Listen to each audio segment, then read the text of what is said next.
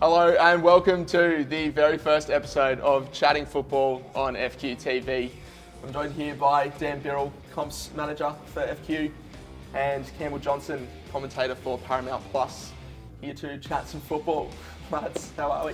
Yeah, excited, Cal. Like, the season is going to promise so much and deliver so much for us, and it's good to unpack and review what's happened last year, as well as forecast what we think is going to happen in the year ahead. It's a really exciting time for football in Queensland, and I'm just really excited for the season to finally be here, and I'm keen to unpack it and dissect all that's to come for the upcoming season. Absolutely, looking forward to it. Now, in a new segment this year for Football Queensland, we're going to be bringing this show. We've got a brand new set, we've got a new environment here to talk about football, and not just in the higher leagues and the Npl and FQPL as we will today, but looking across the state and touching on various points, incorporating some highlights, incorporating some bits, players, coaches, etc. So that'll be really exciting for us. We're going to be bringing this out weekly, every Thursday. We're going to be putting it on Facebook, YouTube and Spotify. Something exciting, something to look forward to for this season. Yeah, no, I think it's long overdue that we produce our own sort of content and coming through FQ.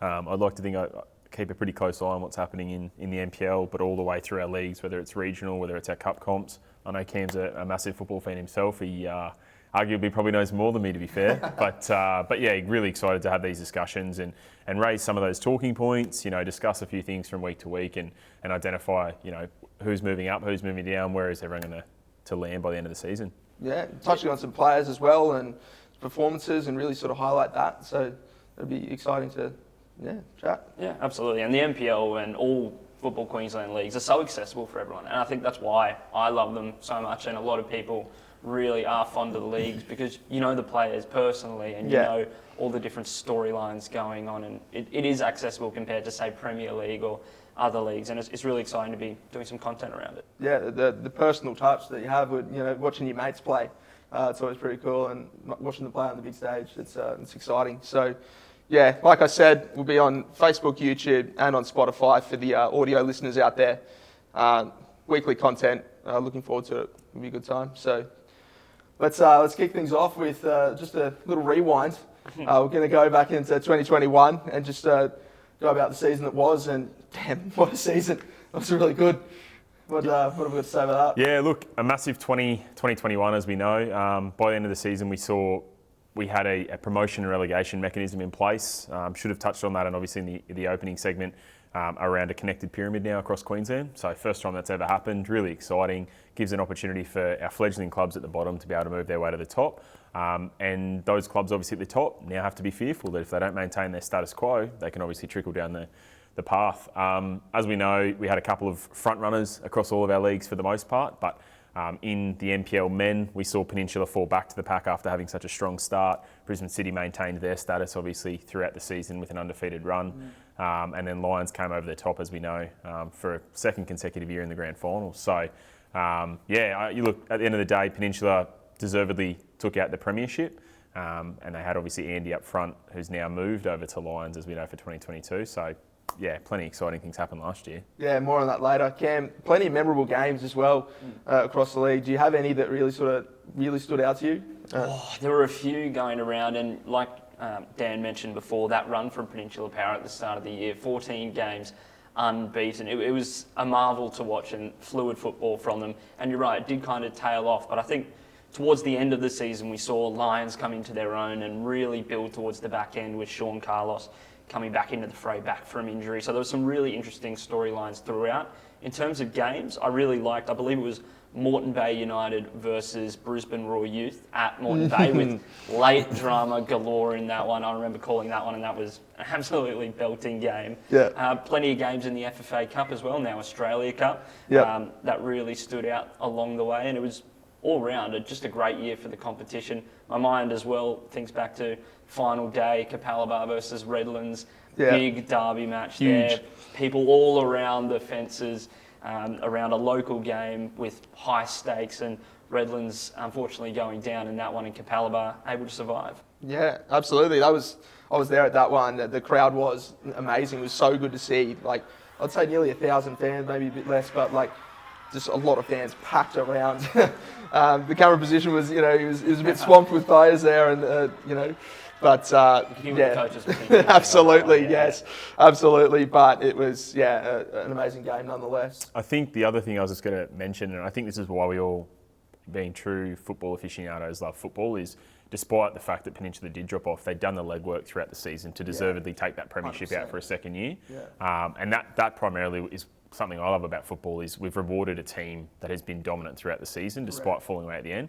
But we obviously have Lions who come in towards that back end, and as we know, they went on a torrid run towards the end of the season just to scrape into that fourth spot, consolidate themselves, and then knocked off Peninsula again in the semi-final, and then did the number on Olympic for a second consecutive year. One of my favourite games throughout the season actually was Lions at Olympic when they played at Lions. Yeah, that Early was on in the season. unbelievable. That's Yeah. Nicholas Screamer. And then Dan Lex Screamer. He's banged one top left-hand corner. Absolutely remarkable goal. I know Simon definitely enjoyed that one up in the commentary box, but unfortunately for him, it was the wrong angle. I was sitting on the grandstand side, and it was just the perfect viewing point for those just glorious goals. Especially Dan Lex. Oh. Yeah, both goal of the season contenders there. So that was honestly awesome. But yeah, touching on Peninsula Power as well, Andy Pengelly was Golden Boot and Player of the Year. They had Brendan White to thank for a lot of their clean sheets in that mad run that they had of 14 games. And he played a big part, him going down with injury, Yes. and played a big part in that kind of, I'm not going to say collapse, but drop off in form towards the back end of the season. Not having arguably the best NPL goalkeeper in the country in their squad really kind of did hinder them. But again, like we said before, they were still able to keep pressing on and had sealed the premiership well in advance. But you're absolutely right, Brendan White and Andy had a big part to play, but now missing them. Yes, yeah, it'll be interesting to see how Peninsula bounce back from that. We'll touch more on that later. FQPL1 though, Brisbane City, they had a year. They went on a mad run of 21 games undefeated. 21? Yeah. 22, sorry. Yes. Sorry, City fans. By the time it was all said and done, it was pretty dominant. Yeah. There was probably a couple of moments where maybe it looked like they'd falter and it'd scrape a draw. Or I know Rochdale took a lead early on one of the games as well against them. An interesting game, that one as well. Red card from Rochdale. Yeah, correct. Yeah. Tommy It Carroll. was TC. Right at the end. That was a brilliant. He won't shy away from a bit of a brouhaha. Don't worry about that. But yeah, no. Look, City very dominant again. They had a point to prove, as we know. They went down towards the end of the season in 2020, and then last year really showed that they were up for it and wanted to get straight back up. And we see that with those great clubs and those great teams. They rise to the challenge, and Matt Smith absolutely made it part of his agenda. He didn't want to drop a point. No, not at all. So they didn't. They did not. I felt a bit of heartbreak for my Toowoomba boys, the South West Queensland Thunder again, just falling short in the final after another good season. They'll be probably unfortunate that happened, but took an early lead. But yeah, couldn't quite hang on in the end. Brisbane City just too good on the night. One of my probably more touching moments, and there was a couple throughout the season having a relationship obviously with the clubs and the players, but was Mirko Crociati's, I guess, speech when he lost. It was just extremely, I went up to him afterwards, extremely gracious. And he's just a real ambassador for that club and for football out in Toowoomba. He's a really good gentleman. The way he handled that was superb. Absolutely. I mean, I spoke to him post-game in that one as well, and you're absolutely right. Gracious in defeat and realistic as well about what happened, because they did take the early lead. They were up at half-time, and then the quality of Brisbane City to come back, Tyson Martin scoring and celebrating in the corner, iconic, I think, at this stage. And it was brilliant for Brisbane City to come back. And when they were relegated the previous season, they probably were one of the stronger teams we've seen relegated in recent history, at least. On the final day, against Olympic, tough ask. Very tough. They made it. Very tough. Made it interesting too. They were coming back in that game. I think Olympic got an early lead, but they nearly survived. But that really would have hurt them, and it shows, because they were like, "We're coming up. We're coming straight back up." It'll be interesting to see how South West Queensland respond, because I spoke to Mirko Crociati in post-game, because they lost the previous year as well in the grand final. The Logan. And I was like, how do you bounce back from this? And he said, we just got to go again. But they've lost quite a few key players. Vico Sarugo leaving for Mitchelton, Pasquale Davidas going to Gold Coast Knights. It'll be hard for them to contend for the top with Rochdale and Brisbane strikers looking really strong this year. Yeah, absolutely. Obviously, Scotty Halliday was a big ticker in the midfield heart for Brisbane City, picking up the Player of the Year. Just every week in, week out, he was just putting in a shift. Yeah, absolutely. He's one of those players, as we know, and he'll shine in the NPL, but probably isn't that flashy type player, but just a workhorse in the middle and just does the simple things right. When the votes are compiled in the season and his sort of name popped out on top, I think a lot of people, given they have some star power there, they had Dan Bowles, obviously, they had Matty Smith, their defence was rock solid, as we know. Fraser Hills was a late addition and probably could have pipped him at the post. Banged in 14, 15 goals, and obviously just their strike force up front, they managed to score quite a few goals, but Scotty just did the simple things right and deservedly took out the Player of the Year. Yeah, and it was in that 2019 striker squad that went deep in the FFA Cup. He was a core part of that midfield as well. So class player. It'd be great to see him back in the NPL and how he can sort of go again. Yeah, absolutely. It'll be interesting to see how Brisbane City set up as well, because he did sit at the base of that midfield and allow Koji Kato and Fraser Hills later on to flourish in front of them. And Fraser Hills can have that good season of going forward and scoring goals from midfield, having Scott Halliday at the base of midfield and then shoring up the back line as well. So it'll be interesting to see how they set up this year, bringing in Roman Hoffman as well, who, from watching them in pre-season, looks to be playing at the base of midfield as well, potentially as a 2. Playing more as a 2 or even a deep sort of 6. But and then obviously they've consolidated as well by adding Luke Plummer, from Peninsula, as we know. So I think that's what they're going to... Matt Smith a bit more rest on the bench, no? Yeah, exactly. You'll want to keep going, surely. But I think that's the key thing for them is they just wanted to consolidate the back. They felt pretty comfortable up front that they were going to get the goals they needed to contend or compete this year, and just obviously further. They got Giro at the back as well, who was our FQPL 1 keeper of the year last year. Yeah. They're just looking strong again, which is exciting. Yeah. And the golden boot for the season, Shuto Kubayama. Yep. Bang goals, a lot of just tidy finishes popping up for Michi. Probably not quite enough for them to finish 5th or 6th in the top 6 there, just missing out on finals. But a solid performance from him. It'd be interesting to see how he goes again this year. Being partnered hopefully with Adam Edgar. Up front. That'd be good. And then as you said, Beko Sarugo has moved there, so coming in and sort of supporting him, that'll be interesting to see how that plays out. So it'll be a really good comp this year, and Shuto was a bit of a sneaky one, kind of creeping in there. You thought Yuta Hirayama might get it. Was playing really well, and obviously was the previous FQPL Golden Boot winner with Pride. But had an injury and kind of obviously that curtailed this season. Brandon Reeves was really good for City as well as Kai Bolton. Up front They scored goals for fun, those three, didn't they? Absolutely. But Mitchell will be really interesting to watch this year. And they're a really hard team to play away and go to Teralba Park there, and they're quite a dogged team. Feisty at times, that just kind of runs through the club's DNA. So it'll be really interesting to see how they play throughout the year. Yeah, absolutely. We're going to touch on some of the Australia Cup results that have been coming in. We've obviously had the first 2 rounds fixtures. I don't think there are any washouts, actually. No. At this stage, thankfully, we didn't lose any. We did have a spare weekend up our sleeve this weekend, and we haven't had to use it. Not that might look too well. Not that it would have worked, but thankfully, we got through all the fixtures. I think we ended up with 31, 60, about 60 odd in the last 2 weeks in SEQ. Add in about 8 regional fixtures as well. Started up north as well, which is good to see. So, some big wins early doors. Logan Metro always fancy themselves. They're a quality team, that. I was going to say they're making a habit of putting up big scores in early stages. Last year they pummeled Coomera. They did, yes. Your commentary debut, I believe. It was indeed. So they had a big win, a 7-0 win over Coolum.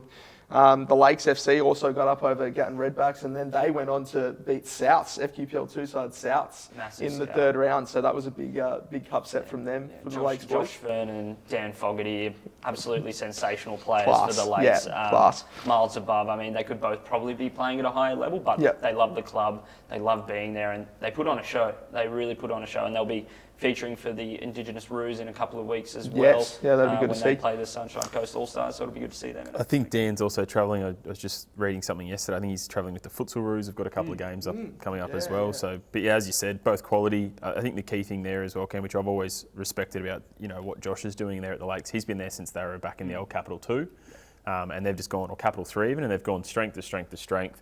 And who knows, within a year or two, they may be pushing up to that FQPL 2, FQPL 1 even, who knows. So, which is really great to see those club stalwarts and talisman actually bring their clubs through, as opposed to, as we know, just maybe hopping around and just really sort of building something off that. It's sometimes rare to see these days. Yeah, but absolutely. And they were really exciting last year at the Lakes in the Cup as well, I remember. Burley Heads. Burley, exactly. mate. Yeah, on the Simon enjoyed. That was one of the games of the season again from a cup perspective. Like it was 5-4, 5-4, yeah. And it was just to and fro. It could have gone either way, direct from the corner. 6-5 actually, boys. Maybe it was. There you go, 6-5. So many goals, so hard to keep up. Yeah. That was brilliant. But yeah, and Dan also starred in the F League as well this season in the grand final as well. Played well. I think he played for Mount Druitt down in New South Wales prior to coming up here. So he's got great quality and the Lakes are just fun to watch. Yeah, nice. There were some other big wins across round 2, the close ones. I know that Kawana FC just edged out Tarragindi. It was one of the live stream games. One of the Tarragindi boys missed a header at the back stick. Yeah. It's probably ended up costing them that win, but anyway. And then Musgrave as well, a 4-3 win over Western Spirit in extra time. There was another one, Narang against Jimboomba, I think. Yeah, that was I think Narang were 2-0 down. 2-0, yeah, so Jimboomba were up 2-0 and then Narang came back bang, bang, bang and took it 3-2. Nice and late, so that was wild. And Ridge Hills in the first, in round 2, beat Centenary Stormers 4-0.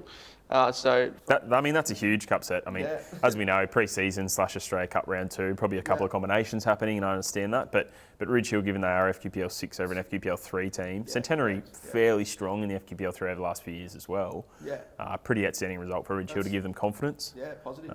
So I think just on the Musgrave one you touched on, only because I've sort of followed them from afar as well. They'll go well in FQPL 3 on the Gold Coast this year. They've made some good signings, a couple of former A-League boys. I know that I can't think of the coach off the top of the head, but they've signed a quality coach as well, and I expect them to be right there and abouts in the top 4 in the FQPL. Well, they beat Oldbridge. Oldbridge on the weekends, 4-1, so sort of a convincing result there against a FQPL 6 side that will be very quality this year. So that's a very good result for them.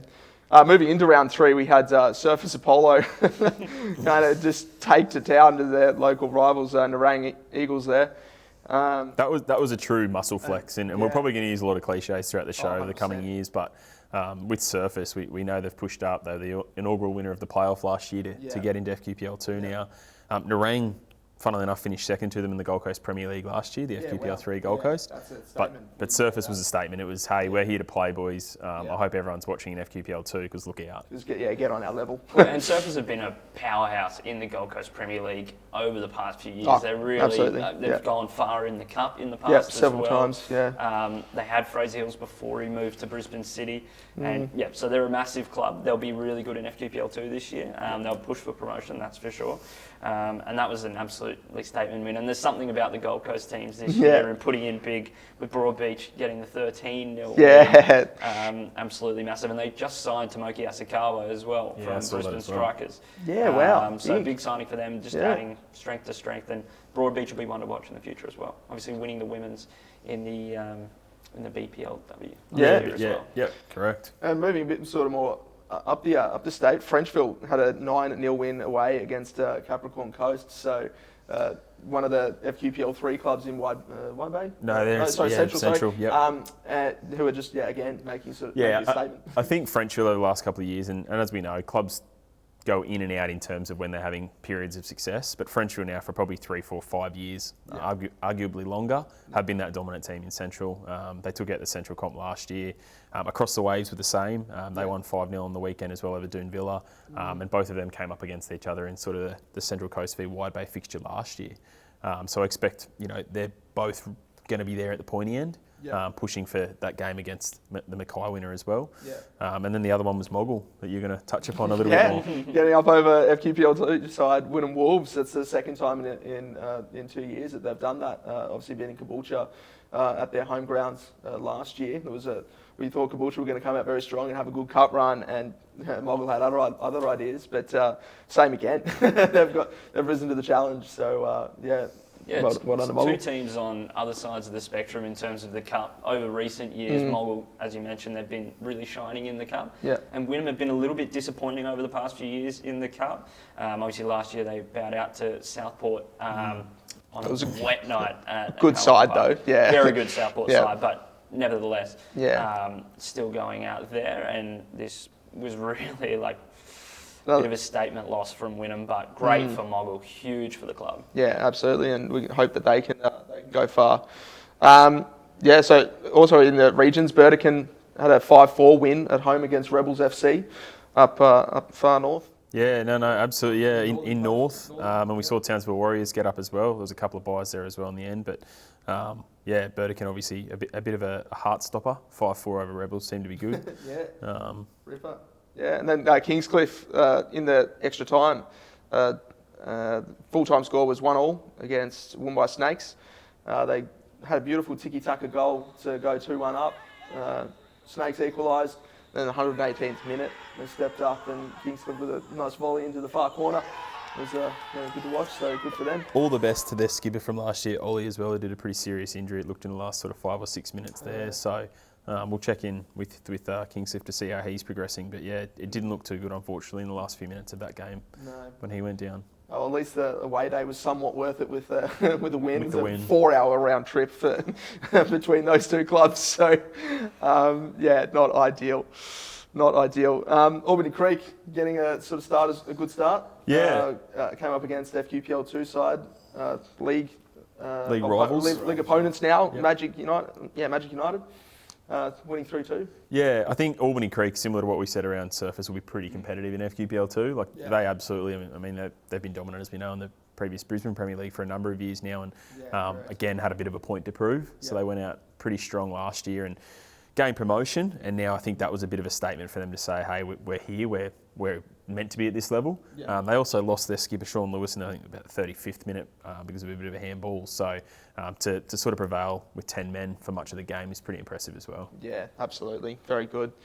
Yeah, so moving on, the Kappa Women's Super Cup actually got underway this weekend as well, which was good to see.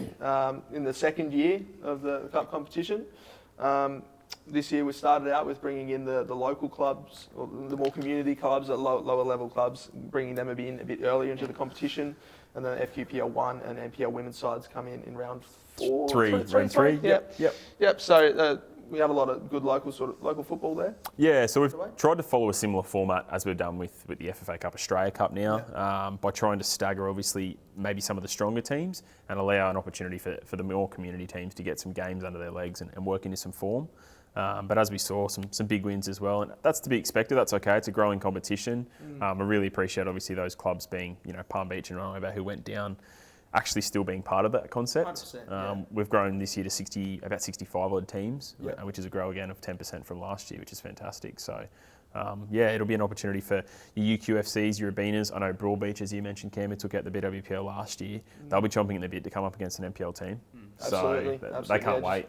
Have the opportunity to really sort of test yourself against that higher opposition. That's what this sort of competition is about. So it's good to see. There was a regional battle, one of the live stream game that we chose. Maroochydore travelled to Willowburn, and got up 3-1. Yep. It was nil at half time. It was looking quite tight. Willowburn came off a cup win earlier in the week. In their pre-season cup, the Tom McVeigh Shield, I believe. Yeah, the Tom McVeigh. Yeah. Yeah. So I thought they were kind of maybe a little bit closer, but Maroochydore, the last remaining community team from last year, to put it that way. I suppose now they're FQPL 3, so they're not 3. really a community team, but it's so they were the last non-NPL, non-professional, I guess you can put it even as well, to be to make it through to the quarterfinals last year and handle themselves well. Yeah, went down to Pride, who, as we know, ended up at grand finals. So. What else did we have there? We had the Sunny Coast Fire draw against North Brisbane. Sunny Coast went through on pens. Yeah. So that's what the cup's about. That's a cup match classic, really, going to pens, going extra time. I think it's really exciting as well because it gives, and I've spoken to a couple of people from North Brisbane over the weekend as well, and it's really exciting that they'd never had an opportunity to play any Sunshine Coast opposition. And I realise people can say, pre-season happens and all the rest, but this is actually a game that has something on the line and means something, and there's an opportunity now for North Brisbane. It would have been less than ideal for them to travel up to Sunshine Coast on a Sunday evening. For nothing. Yeah, you know what I mean? 4, 5, 6 o'clock. But they went up there. They've played a fantastic fixture there, 4-4 draw.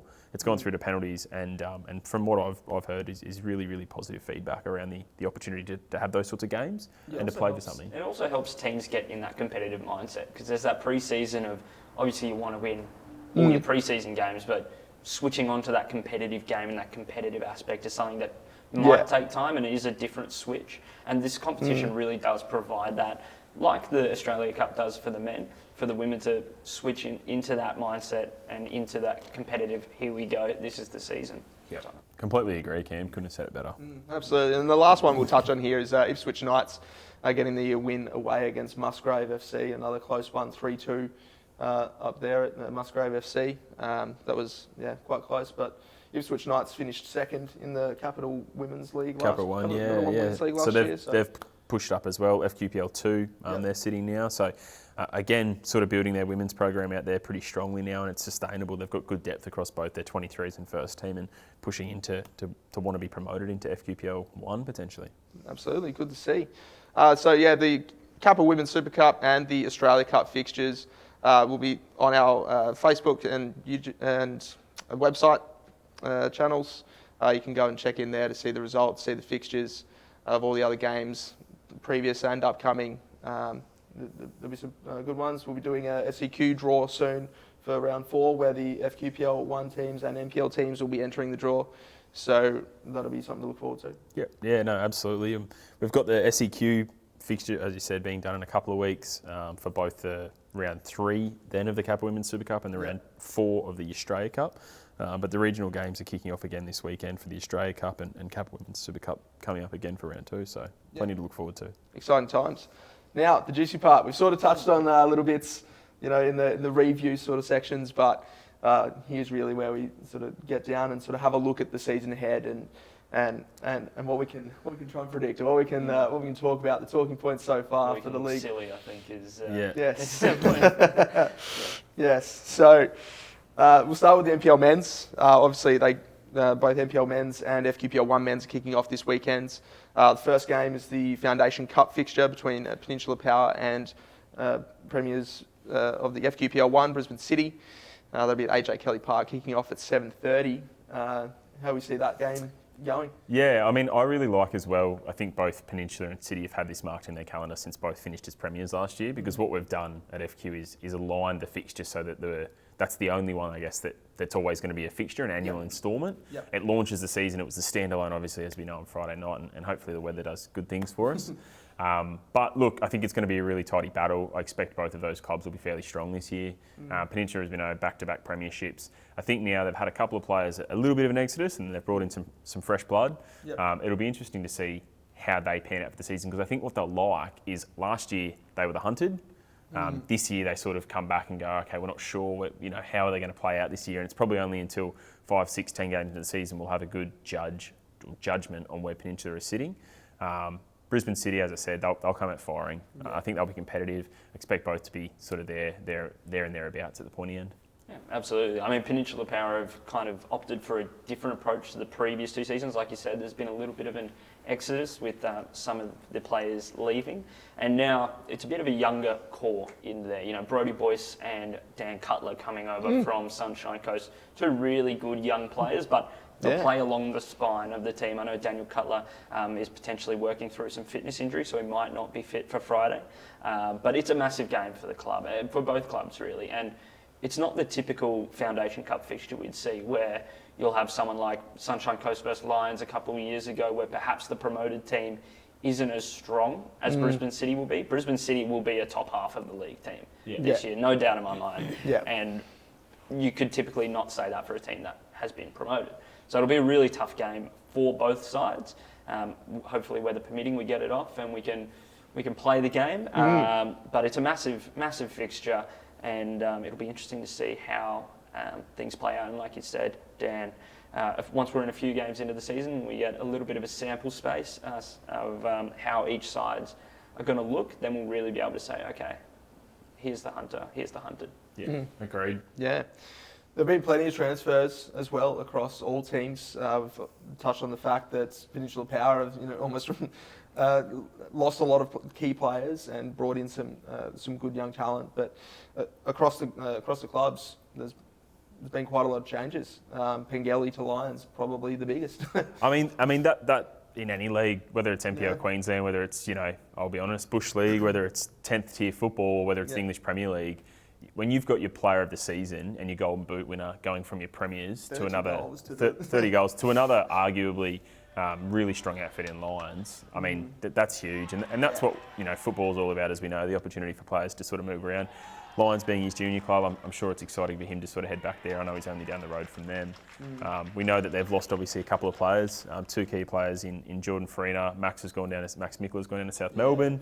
We know Luke Borean's obviously moved on to strikers as well. So Andy will be up for it. We know he's got to replace a number of goals that they've lost through Jordan and Max, but I'm sure he'll be up for the challenge. Partnering with his buddy Joe Duckworth as well, though. So Former Western Pride boys. Yeah, that'll be good to sort Went of to high school together as well. Yeah, good mates. So that's exciting for him. Yeah, a bit of chemistry already that you don't even need to sort of re-unlock or whatever. It's like it's just a natural fit, hopefully, for Lions. Yeah, Lions will be really deadly this year. I mean, Aiden Munford, I think, is an underrated one. Matt Rydenton in midfield as well. They've strengthened in so many key areas of the pitch, and they've brought in some young guys from the Brisbane Rory, really. Shone last year in Hassan Ramazani, who made his A-League debut, Jackson Hart-Phillips as well. So they've really strengthened in those key areas. Max Mickler will be a huge loss for them for that creativity, but hopefully Joe Duckworth will be able to step up into that role. We know how good he's been in the past, and he was really good last season as well, perhaps playing a little bit deeper than we're used to seeing him play. So hopefully he can move a little bit forward. Not the same player as Max Mickler by any means, but will certainly bring his own flair. And I completely agree, Cam. I think he's that sort of player as well, watching Joe play a bit over the last couple of years. We saw 2 years ago, fairly sure he took out the Golden Boot. So, he can score if he needs to score, but he's also a really good playmaker and can assist. And I think, as you said, there's some chemistry things there that he'll work through with Pengelly to be able to feed him. Depending on how they want to play that outfit, whether it's a pure, straight out 9 or whether they play them as a pairing tandem, it'll be really interesting. But Lions, as we saw, back-to-back premierships 2 years ago under Warren, now moved on to the Raw. They've now had 2 consecutive 4th place finishes. Obviously weren't happy with that, so they've gone out and recruited pretty strongly. So, you'd expect them to be up there towards the end of the season. And you could certainly argue that they'll be making a big cup run once again this year. They have the reigning Mike Cockerell medal winner in Finn Peacock, who's an absolute star waiting to explode. Was great on the wings/wing backs for Lions over the season. They kind of played around with him throughout the early stages and then kind of found his home at left wing back as well. Alex Fechner, we all know what he did in the grand final, unbelievable. And I saw them play against Brisbane Strikers in pre-season at Lions Stadium a few weeks ago, and he scored almost an identical goal to the grand final. So he's one to really watch. Could potentially play in behind Duckworth and Pengelly, or even that trio could work really well in this upcoming season. So it'll be interesting to see how they line up. They've got options. They've got lots of options. Many it's options. a good problem to have. Absolutely. With all these players, but they'll be really exciting to watch. He's also one, not something we've done in the past, but I wouldn't be against the old grand final running race, sprint race, because gosh, Alex has got some speed to burn. Rapid. So chances are, all going well for Lions, they don't want him to be available for that, because hopefully for them they'll be playing in the grand final. AFL Make that happen, will you? But if only we knew the competition's manager. But a foot race like that, I tell you, Alex, and we saw it obviously in the grand final against Olympic, but throughout the season, that guy can run, and he's lightning.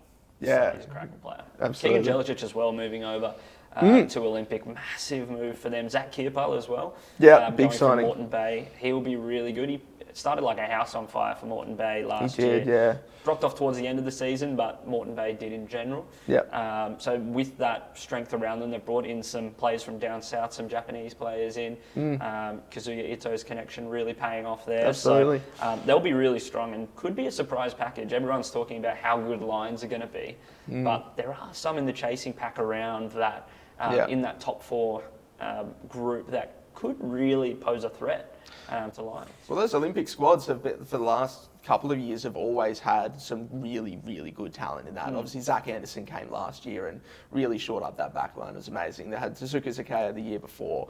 Unbelievable. Corey Sewell, Fetahaji. There've been some Jez has names. obviously been there and moved on to the Raw. Like, I think there's no doubt on paper, Olympic has much depth and plenty of quality and plenty of talent. I think the key thing that you just touched upon there is they've retained Zach. Obviously, he's going to go around again as a bit of a veteran presence at the back. They've retained Whitey, so he'll anchor their midfield again. They've retained Leck, who arguably, as we know, on his day is the best player in the league. And then you add some of that quality. Jock Hunter as well in goals between the sticks. I think the key thing for Olympic, and something that probably doesn't get talked about enough and is now an absence in the squad, Jean-Philippe Lazem, who's headed to Surfers Paradise Apollo now, back to where he was before he went to Olympic. Having him not in that midfield, disrupting play at the base like he did last year, he was unstoppable. He was incredibly underrated, I feel. So underrated. And now it looks like Steve White will have to fill that role, playing a little bit deeper than he's used to and a little bit deeper than he'd probably like. But he is the captain at the moment. So there might be some changes there, but he'll be really strong and potentially have Dan Leck and Keegan Jelicic play ahead of him. So it's a really attacking midfield. But they were one of the best defences in the league, if not the best defence from memory. So it'll be a tough battle for them losing a disruptor in midfield like Jean-Philippe Lazem. It'll be interesting to see how Steve White adapts his game to fill that role. And bringing a striker in like a Zach Kearple as well potentially could unlock a bit, more goals. Because they're playing with Shelford Davis kind of in that role, kind of fluid forward kind of role, and really great hold-up play. Yeah, really good at being that big-bodied presence up front. Just block them off. Yeah, exactly. It was almost basketball style, kind of shooting off and allowing your other players to feed off you. But it looks like Zach will play there this year, and it'll be interesting to see how he can go. He could be a really breakout star for Olympic this year. Yeah, he was a keeper like Moreton Bay. Really had a good bit of talent with him there. Rio Ono was there with him. They had Joe Scott. Yeah, Joe Scott. Chris Marr as well came in. So Moreton Bay recruited really well last year. A lot of those boys all staying all there. still there, So they've been retained. They added obviously, for me, one of the more underrated players in the league. He's played NPL for a number of years now. Jeremy Stewart. So he was their off-season pickup from Sunny Coast. So he'll head down to Bruce and play for them this year. But I think the key thing is they've retained much of their talent. Chris is still there, as we know. He's a veteran of the NPL. Rio, for me, again, top 10 player in the league. He's fantastic. And again, he is really excited by the challenge for Moreton Bay. They've got a good coach in Royce Brownlee, and they really pushed. In the end, fell just short, obviously, on the eve of finals, but they really pushed for that 4, and I expect them to be, again, sort of up there this year. Yeah, definitely. They also lost Ethan Grimley, who I thought was a bit underrated for them. He's got strikers, and he's looking very good in pre-season, and will arguably be one of the best players in their QPL this year, especially for strikers. So, they did retain a lot of the talent, a few leaving, but for the most part, I think they'll be pretty happy. I know Joe Scott was potentially going to leave at periods, but they managed to hold on to him. So that's a really big coup, and he will be a massive player. There's a good young talent, Joe. Lovely lad. Speaking of teams that didn't quite make the 4 last year and just sort of struggled a bit, I'd say Gold Coast Knights. A big. They won the won the grand final in 2019. Then again top 4 in 2020, but then last year just fell off and just weren't quite with the pace of Olympic Lions and co. Yeah, ended up finishing 7th in the end, and I know you covered a few of their games, Cam, but again, one of those really, to be honest with you, proud clubs who just now they've been in the NPL for 3 years. This is going into their 4th year. 2 consecutive top 4 finishes, the grand final win, as you said. They made some statement signings back in 2019 with Mitch. They continued to add to their roster over the last couple of years, and for them, it won't sit well that they didn't make the 4. And they've recruited strongly, as you know. They've added a former Socceroo and Scott as their head coach. I think he'll be up for it. He's got plenty to prove because we know how good he can be on the pitch as a player.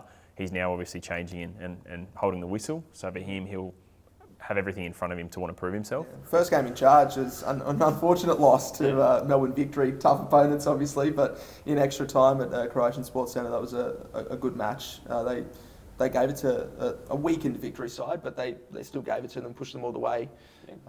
He came on, had a little trundle himself. Absolutely. He was telling me the whole time in the lead up when we'd been working together in the past, I'm not going to play. Lo and behold, plays. So you can never really trust these things, but good for Scott. It's a new era at Gold Coast Knights because since that 2019 grand final, it's been a bit of a tumultuous time for them. Obviously, they had Gray Piddock there, who's had a falling out after they lost to Sunshine Coast Wanderers back in the 2020 season, I think either before or after the COVID break. And so since then, it's been Adam Porridge, who's a big man at the club. leading the side, and then he stepped down, giving the gig to Max Ragg. And it's just been a little bit inconsistent, but now with Scott McDonald there, they can really set a base and go, this is our head coach, this is where we want to go. And they've added some great additions into the squad. Christian Bramora, who really shone for me in that Melbourne victory versus Gold Coast Knights game, coming up from Newcastle. He'll be really, really good for them. Great presser. Pasquale De Vita signing for them. Janiel De Silva, a big Brazilian centre-back coming in to shore up the back line, because that was a bit of an issue for them last year with Junior Yabe and Roman Hoffman at the back there, but they've both left. Junior Yabe heading up to Mackay. Get some northern sun. Yeah, exactly. And then Roman Hoffman obviously going to City. So that'll be really exciting. They did sign Jai Ingham, who's since gone down to South Melbourne. And Mercer from Phoenix as well. Oh, that'll be a massive one, actually. That's a very big one. Some A-League talent there. And I'm sure when we know the transfer window's coming up as well in May, June, there'll be ones as well to be adding some talent. Definitely. They've got deep pockets, I think it's fair to say, and they'll be looking to add, but they've made some great additions to the squad. Their fullbacks are great, as always, Match Schmidt and Jaden Walker. Langdon in goals class. Mitch Nichols, Austin Ludwig, great squad there. And I think they will make top 4 this year. It's just who drops out. One interesting departure from Gold Coast Knights has been Jason McQuarrie, who's headed a bit more south down to Telebudra, joining Gray Piddick to Gold Coast United. Which will be quite interesting to see how that goes. It's always good to see when they jump from club to club and the tensions rise there on the field. It's going to be interesting. None more so than on the Gold Coast, as we know, and given Gray would have had a relationship with him from when he was at Gold Coast Knights, I think Gold Coast United are going to be very strong this year. They've recruited quite well as well, so I think they're going to be really pushing as well. And probably to speak to the entire league, I feel like we've said everyone's going to, but it truly is now that we've sort of consolidated into that 12-team league. It's an extremely competitive league. I was watching an interview with Shawnee Carlos at Lions last night, and in his own words, there's no easy games. Everything's going to be a hard game each weekend, so you're going to have to work for your results, and that's a good thing for the league. We're going to have these close battles, and you can go to Gold Coast United. The other one that's probably just flagged in my mind is Logan Lightning, signing Carlos Salidare. So he's from Mount Druitt as well. Has had some time in the A-League with Western Sydney as well. Arguably, again, probably similar to Whitey, Brennan White, the best keeper not in the A-League. So he's a fantastic pickup for them. And as we know as well, Brisbane Raw, the youth team, they were quite strong last year, finished in second. So I think they're going to be up against it as well. Retained some of the players, but we've also seen some departures as well. Yeah, some massive departures for the Raw youth. Hassan Ramazani, Jackson Hart-Phillips going to Lions. Louis Zabala and Cyrus Demi look like they're pretty cemented in that A-League squad, in and around the match day squad. Obviously, they signed Jez Lofthouse and Henry Hoare, but they don't look like they'll be playing in the NPL team at least. They'll be playing in and around the A-League squad, as you'd hope. So there's some really big losses for them there. Harry Talbot's gone. Well, he went to Peninsula Power and then to Central Coast Mariners. So lots of key exits for them. So we'll see how they can adapt. It's a fresh crop coming through. Sam Klein played quite a bit towards the back end of last year. Yeah, he's got some good first team minutes. And he's performed in the 23s. Even in the first team with the Raw in the A-League squad, he's been in and around due to COVID situation. So it's a big opportunity for those players. And I think it's something we see fairly frequently with the Raw youth. It's a cycle. It's a cycle, and we see it with QAS in the women's as well, where you get these players who come through, then they head on to other teams, just the way that it is. So I think probably last year the Raw youth were at the peak of their cycle. And now they're resetting. So they may be one to watch in the next 2 to 3 years. Because the squad that they had last year was essentially the squad they had the year before, just a bit more time just to come through. And one thing that's been really positive, at least for the Raw youth, is the ability to show off to Warren and show what they're made of. I know that they train quite closely together, and so having Warren have a bit of a watchful eye, he's always looking for young Queenslanders to bring up into that A-League squad, as we saw with Cyrus Demi, Eli Adams, Alex Parsons, etc., etc. They have that pathway. The players in that team can see that pathway. They're young kids, but they can prove themselves in front of Mooney, who he will give the opportunities to the players. And we've seen Eli Adams. He's gone over to Germany, so he was trialling with Greuther Fürth and some other teams over there. But Royal Youth have also lost both of their goalkeepers from last year. Nathan Foster's gone to Moreton Bay United, and I believe Jackson Riley's gone to Gold Coast United. Yeah, correct. So it'll be hard for them to reset, especially in that position. Losing both of them will be very tough. But yeah, there's plenty of opportunities around, and Mooney will give the chance to the young players to step up into the team, come off the bench. Louis Zabala's done well, and he's one of those ones who really stood out last year. Had a good season, hey. In the Royal Youth, and I've been saying for ages that he's the next cab off the rank in terms of getting into that A-League squad. Could play at right wing back, which he has done, and he's one that he's a really interesting story. A guy from up north, from a really small town, has done the rounds. He's been over to Spain, been down in New South Wales, so it's really good for him to be in and amongst that A-League squad, and we'll see who the next standing up for them will be now. There's a new crop in there. Interesting. Probably I was just going to mention, the only one we haven't covered off on from last year that had a really good run, and again, we just know fell short, was Sunshine Coast Wanderers. Yeah. So Paul Arneson, obviously with Arnie steering at the wheel, as they say, for the last couple of years has done great things, and they sort of came out of nowhere last year. I think surprised a number of people. They really did. And for much of the season, we're in the 4, and it was only towards the end when Lions went on that torrid run that they managed to overcome them. But I think Sunshine Coast will be an interesting one this year. They've just lost a lot of players. You mentioned Jeremy Stewart to Moreton Bay, and then Brodie Boyce, Dan Cutler. That's three. Jacob Fullock as well. Yeah. I think they've. Whilst I would players. say Arnie's one of the top 3 managers in the league. Yeah. Genuinely, I think he's one of the best coaches in the league. But losing talent, you can't really replace that. No matter how good of a coach you are, sometimes you just can't. You can't help it. Especially players of that quality. So it'll be interesting to see. They could go on and be even better than last year, but who knows? It could be a very tough year for Wanderers at the same time. Yeah, absolutely. With the promotion and relegation rules for this year, it's gone back to the nice and simple: 2 up, 2 down. 2 up, 2 down. We've obviously had the league structures over the recent years, and a few sort of tweaking sort of going on there. But yeah, the 2 up, 2 down will.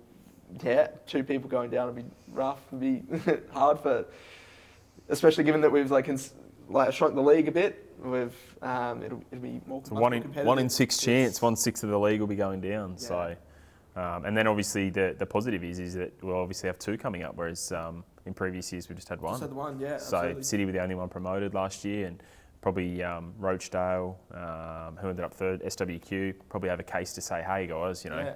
But they have that opportunity this year now, as we know. They've just got to finish in the top 2, and to probably segue, it's a good opportunity. I was going to say that exactly. I think this is going to be a really interesting league this year. You've got Strikers, Redlands and Magpies who have gone down. We've got Caboolture who have joined from FQPL2 in that connected pyramid framework. There are so many storylines as to where this can go.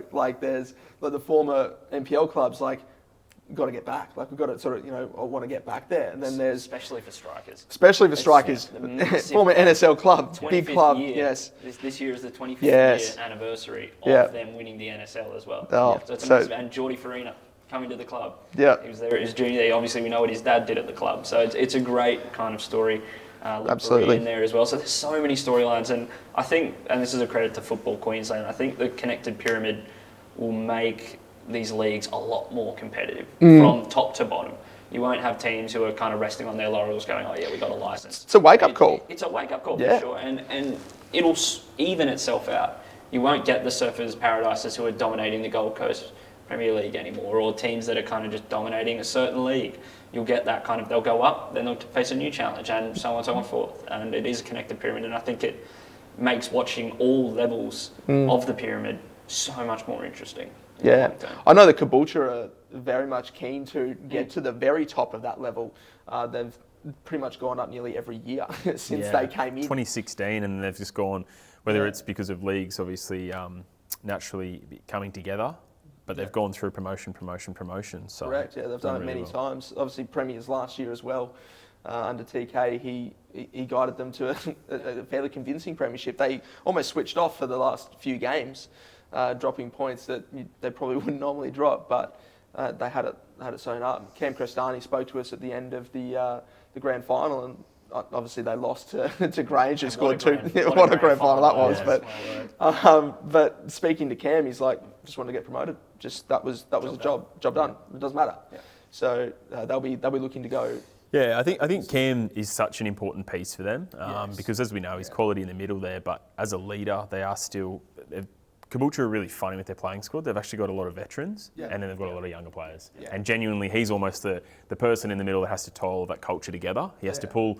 He can probably relate to some of the older guys in their 30s, but he can probably still not too long in the tooth to be able to relate to the younger pups. Absolutely. And he's got that country mentality out of Stanthorpe, as we know. He's sort of grit and grind, really tough and stoic in the middle. Yeah. And I think between he and Tico, I know they have a pretty strong personal relationship. They wanted that challenge. They went to Caboolture with an agenda and said, an investment we want signing to go for Caboolture there. Like they, bringing him back from Premier's Peninsula Power, he copped a bit of flack for that. That was a statement. It was a statement, though. Winning the He copped a bit of flack for that. NPL Premiership. And he was an with Peninsula NPL Power, and All-Star he in was an Queensland All-Star. player. Players that Yeah. year. Just to Then going to QPL too, I think it shocked a lot of people. It did, yeah. But it it's said paid that dividends. it said that statement signing from Caboolture. We're here to play and we're here to go up and we're here to really push it and try and get into that NPL. I know they have ambitions to do that. It really did set the agenda, and I would argue that they probably have the best base to start off with the facilities they have out there at Caboolture in the Moreton Bay region. It's really fantastic for them.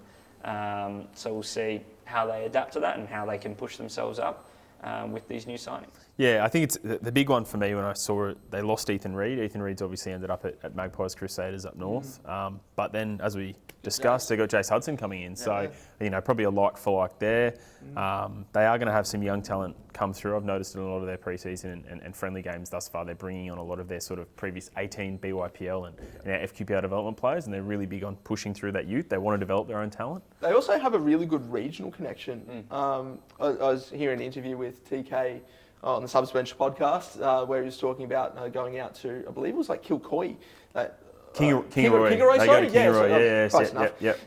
But went out to Kingaroy and had a game, and they I forget who it was that they signed, but a player who was from there, and they went out there to play a game in the region, and then just sort of bring them some high quality football, and then they're really looking to look to the regions to bring in their signings. Obviously, Jay's coming from Toowoomba, someone else coming from Toowoomba as well, from memory, but it escapes me. They did that last season as well, though, going to the regions, and I think they went out to Stanthorpe last year. Yeah, well, that makes sense. So the Crestani connection. So I'm pretty sure his brother definitely still plays out there as well. So, so big for them. But FQPL 1, it'll be a great year. We've touched on a few of the signings for strikers as well. But Western Pride, be interesting to see how they go this season. Mitchie will be a tough game. Rochdale, Marek Madley heading to the club as well. Ola Yinka Kahinde came mid-season and really banged for them. Yeah. So they'll be a tough side to beat, along with all the other players they already had. They signed Lugo from Logan Lining, as well as having Tom Carroll there as well. So really strong in the goalkeeping department, especially for FQPL 1. So they'll be a really hard team to beat throughout the year. They've got a great setup out there at Underwood Park. New clubhouse recently. Fantastic It's facility. a really good facility. Brisbane Royal Youth will be playing out there actually as well. I think it's a really interesting one, as we said, with FQPL 1, and probably sounds cliche and we're just going to bang on about it all year, but these leagues are so close now. And just to say that you've got Rochdale and Mitchelton, who finished 2nd and 5th respectively, SWQ, who finished 3rd, Western Pride probably under the radar in my opinion as well, who are in 4th, who haven't necessarily lost huge amounts of players or had an exodus per se. You then drop in 3 NPL teams, you add Caboolture up. It's a very competitive league.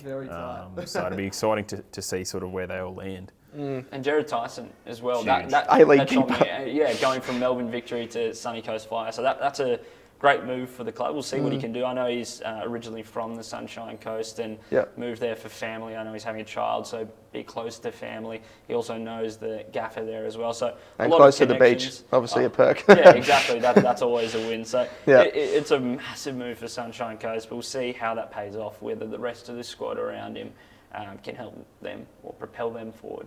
Absolutely. Yeah. We've covered off quite a lot of sort of players to watch and that sort of stuff. Again, promotion relegation will be sort of 2 up, 2 down. So from the FQPL 2. So it'll be interesting to see how that pans out. They obviously kick off next weekend. And we'll cover that in the next episode.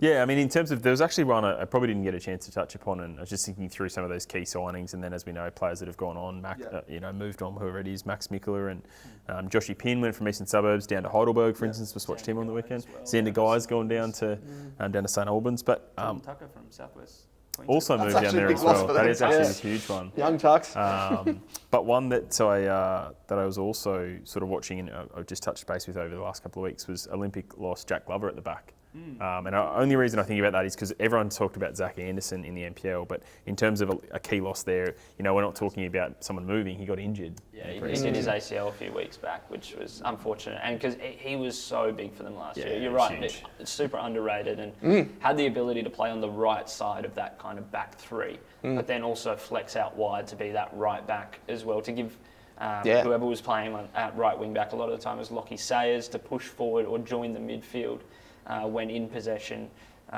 so they could really add a new element, and that'll be a massive loss for them not having him in the squad. So wish him all the best and a speedy recovery, boy from North Queensland. So absolutely, hope he's all right. So now we're going to step to the next sort of segment of the podcast here, or the show, I suppose. Earlier in the week, we put out some fan predictions via our Instagram story, just sort of touching base on what we're talking about here, who we're going to think is finishing that top four and what we sort of think there. So, the first poll was who finishes higher out of Lions, Raw, Pen Power and Olympic. Just before you answer that, Cal, and give the results. The fans have answered it. No, I know. Well, just before you announce the results, I did see a couple of comments coming in saying, how dare you guys already predict they're going to be the four, so who's going to finish higher? Just to clarify for those watching at home and listening, that was the top four last year. So we're actually just asking, of that top four, who is going to finish higher? It's not to say these guys are the only going to be the four again this year. Yeah, correct. We've already decided it. These are the four guys. So looking at the polls here, Lions FC, easy favourites there with 44% of the viewers sort of looking there. I think the pre-season signings have been just very good, as we've touched on extensively in this show so far. They've done well. And then Pen Power only down in as far as 19th as to who finishes the highest out of that four. Yeah, so I can understand where they're coming from with that one. Lions, there's no surprise them being the highest rated team by the punters. I completely agree that they're probably the bookies' favourite, as they say. Peninsula Power 19% and Olympic 17%. I think that's a bit harsh on Olympic. They've made some really strong signings. Peninsula Power, the reigning premiers two times. Again, that's harsh as well. But people thinking Brisbane Roar will finish above both of those, which is interesting to me. Don't know whether there's a lot of Brisbane Roar fans in the Queensland community. I would assume so. Jumping on the polls there. Yeah. No, as you said earlier, Olympic will be very underrated, and not many people value them, so they could be a shock. They're always sort of year in, year out, always in and around that hunt. So, so consistent. They've made finals every single year. They've made grand final every single year that Ben Kahn has been the coach of the club. So you can never write them off. And even then, there are, I think, only 3 seasons where they haven't in the whole existence of the NPL. And they still haven't won a grand final since 2013, the inaugural. No. So got to get over that hump as a club. Well, best luck to Ben for this season there. Brisbane City, I know you said there'd definitely be a top half team. And the fans would sort of tend to agree there. 44%, 4th to 6th place there. Only 22% saying in the top 3. A fairly even spread sort of there, but sort of a firm mid-table team, we think. Yeah, I mean, I think, as we know, Brisbane City are a pretty proud club, and over the history of the NPL, they were in the grand final that you just referenced against Olympic in 2013, and we've had some key players as well go through them. Kenny, who's over at Blackpool now, what's his name escapes me. Kenny Dougal. Kenny Dougal. So over there now, but they've had so much talent come through that club, and as we said, they'll be absolutely up for it this year in the NPL and really going to be pushing for that top half of the table. So I think that's accurate. 4th to 6th, I think around 5th is where they sit in my mind. So not higher, but I don't think too much lower than that. No, that's fair. Moving to the FQPL 1, out of the 3 relegated clubs in Strikers, Redlands and Magpies, and then the second place club in Roachdale, who finishes higher there. More than most, the back and Strikers in 55%. A strong majority there. Not many people favouring Magpies, with just 10% there, and Roachdale 23%. So I think that's fair. I think Magpies will struggle this year. They've lost quite a few players, but also it's a slog. Just the travel. Just to travel. It's hard for them. They did retain some the local players, Liam Shipton and Matt Lyle, coming back from just having a year off playing in the big leagues. They went to the Whitsunday Coast team. Yeah, sorry. And so they're coming back now. They were key cogs back when they were more in that sort of mid-table a couple of years ago. So it'll be good to see. Yep. And a few people, Ethan Reid going up there. Junior Yabe, Dan Simic from Kappa scored that banger as we saw last year from halfway against strikers. Yeah, I think it'll be a bit more even between Rochdale and Brisbane. I think it will be a 2-horse race this year between those two, between strikers. Sorry, I think those are the two that will go up. Who takes out the premiership? Well, I guess we'll have to wait and see. But it's between them for me, definitely. Yeah, absolutely. And now we move to the unbiased opinion here. Dan and I kind of have to step out of this one, but you, on the other hand, as an intermediary, just give your hot take for the season. So the hot takes. What have you got for us? Yeah, so I hope they're not too spicy. I hope they're not too tame as well. So I've touched on it a little bit before, but I think Brisbane Roar will struggle this year. I think they'll finish in the bottom half of the table after making the finals for the first time in 2021. I think they've just lost way too much talent from that side. It's pretty much, in most areas, a brand new starting 11, to be honest. I think that's just way too much turnover in 1 year. And as I said before, the start of a new cycle for the club, you can't expect them to be up the same at the same levels. It is really tough to make the top 4 in the NPL. Correct. Last year was the first time they've done it. So with the amount of talent they've lost, there's no chance they make the top 4, in my opinion. I don't want to put them off. I really like Chris Grossman as a coach. I think they have a lot of talented youngsters. But I think it's just... I think they'd be realistic as well. They know that it's the start of a new and it's developing these new talents. So I think they would know that. They wouldn't expect to make finals this year. The conversation is always slightly different with Brisbane Roar, though, as opposed to just the regular sort of clubs that can kind of build a squad that they can really stick with and sort of keep a core group, just because of how the under 20. It's not in their control. It's not in their control. I mean, they get under 23s, and then that's their limits. So. Their primary purpose, and this isn't taking anything away from Grossi or the Roar. I expect them to always do their best and go out there and win games. But the primary purpose, as we know, of the Roar is to really, for us as a state, to support the development pathway. And as we know, going through the Roar and playing in that, a good example is Jacob Mudnick, who's come across from Capalva to the Roar. He gets his opportunity to play in that sort of team to push through for higher honours. And it's probably an opportunity, and I'm happy to broadcast this, is that Brisbane Roar are actually exempt from relegation. So whether the people, the public know that or not, they are actually exempt. So if they did happen to finish in 12th or 11th, it will be the 10th place team that goes down. So that's something that all of the other clubs are aware of as well and have to be conscious of. That if they are sort of finishing 10th and the Roar but beneath them, tightens it up a little bit down the bottom. So, it's about us supporting it as footballers and as Queenslanders wanting to get the best players through the pathway. And we've seen Alex Parsons come from Western Pride over to the Brisbane Roar Youth, excel in the Brisbane Roar Youth, and now he's firmly, I would say, a part of that A-League squad and captured a lot of imagination in the last A-League season. So we'll see how he goes this year. But it's that pathway, and it is really brilliant. And I think the Roar are they're aware of these cycles that happen. They're not silly. They're never too far out of it. I think that's the biggest thing is people. I think some question marks will come in and go, why are you protecting that? And the thing is for us is if they end up working their way down. Say for instance they got relegated back to back to back. Then they have a good crop and cycle of players come through for that year. There's no benefit in them winning 5, 10, 15-0. We actually always need them to be at the top. And as we've seen in cycles where they've gone through and struggled, we're talking 2-1 losses or something. You know what I mean? They're never struggling to a huge degree. So, absolutely. All right, second one. And this one, I've mentioned it just before. Artie, I think, is one of the best coaches in the league. I think they're just struggling for a little bit of talent at the moment with massive departures around the club. So I think Sunshine Coast Wanderers will finish in the bottom 4 after making finals, or nearly making finals last year, So I think they will struggle quite a bit. Lost some big talents, Stewart, Boyce, Cutler, Fullock. They have brought in Kyron Walters from Magpies Crusaders, who's a good player. Quality, but I think they just haven't added enough. Just not added. I think Pendlebury will be down there as well. I think Eastern Suburbs have strengthened quite well. I think some underrated kind of pickups. Dan Cunha, good bit of experience. Connor Booth had a really good year last year. Joining his dad as new coach as well. Yeah, so. Exactly. Sian Cuba as well. Big pickup for them. Morgan Saunders huge from Southport. I was going to touch that. I think huge Morgan's in stature huge, as well. 6'6", but he's also a really good target for that front as well. So picking him up's huge. Yeah. So I think big pickups for them, even though they did lose Josh Pinn. I think they'll be better this year. So it'll be really tough for those teams towards the bottom. And finally, one on a bit more of a positive note, I've said Andy Pengelly will break his own goal scoring record of 41 goals in a season. So I think he'll beat that. That's what he got at Brisbane Strikers in 2019. So I think he'll beat that record. It could go either way though. I'll say that. So it could be a matter of he's playing in a top 2 and loses some chances. It could be a matter of he's got better players around him, because I think that Lions squad is better than the 2019 Brisbane Strikers squad. I think there's no kind of hiding that.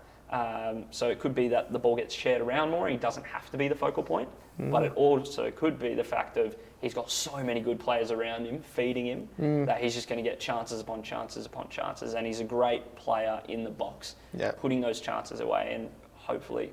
He's currently sitting on 99 goals at the moment. Exactly. So we'll see him get over 100 for sure.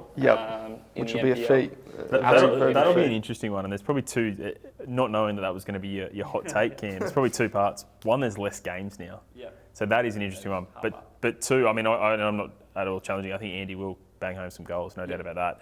But he was also, from memory, helped. In 2019, I think he scored 9 or 11 or a lot in one game. He had a day out. Could happen again. Even though it is a tighter league as well, in terms of the teams. But I had to put one that was a bit more out there. No, I think it's a positive spin too. I mean, we all love goals, right? Yeah. That's what I would not be mad if that game off. If he bangs 50 home, it's all better for the league. The People FQ watching. social team would love it. Oh yeah. Highlights Clips will go off. Exactly. And he may earn that move to an A-League side that he's kind of been pushing at for quite a few years now, but hasn't quite made yet. So that could help him along if he really bangs for for Lions.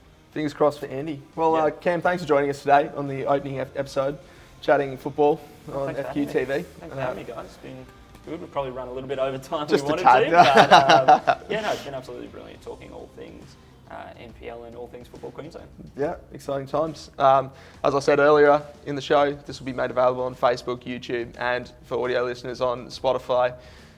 This will be a weekly thing. We've got the new set. This is 2022. This is what we're going to be doing. I've been your host, Callum Pendlebury, with Dan Birrell and Campbell Johnson. Thanks for having us. Thank you. Have a good one.